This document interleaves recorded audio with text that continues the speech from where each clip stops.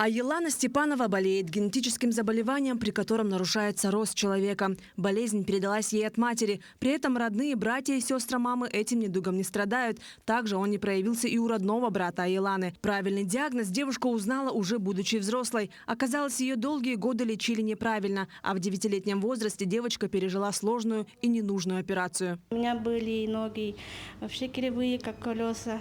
И моя бабушка в основном переживала и отправила меня мирным на операцию на Елизарова. Я там 3 года лежала, одна сама.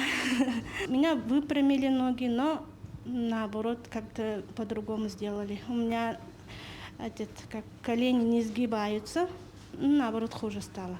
Сейчас Аелана многодетная мать. Средний сын здоров, остальные дети проходят лечение в медико-генетическом центре. Недавно генетики ввели новый метод лечения. Он заключается в введении препарата буросамаб путем инъекций, который повышает уровень фосфатов в организме. Уже после первого введения антитела наблюдаются хорошие результаты. И даже Эрхан на 1 сантиметр вырос.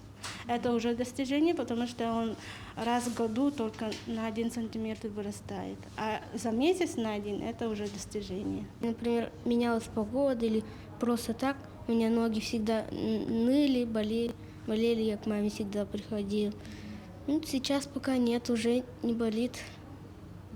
Как бы уже бегать начал, у меня друзья уже начинает замечать, типа, вот ты какой-то быстрый стал уже. Генетическая медицина в последнее время развивается большими темпами. Так, в лаборатории центра проводят более 50 диагностик на наследственные заболевания. 2-й год мы проводим скрининг беременных всей республики, нашей республики, на 10 рецессивных заболеваний, аутосомно-рецессивных заболеваний.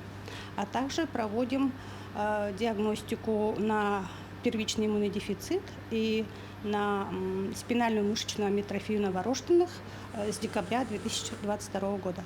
Также популярностью среди пар, планирующих беременностью, пользуется бесплатная диагностика на 10 аутосомно-рецессивных заболеваний. В общем, генетическое консультирование ежегодно проходит около 9 тысяч пациентов. Основная задача центра – выявление, профилактика и лечение врожденной и наследственной патологии. Марферина Алексеева, Григорий Охлопков, Якутск.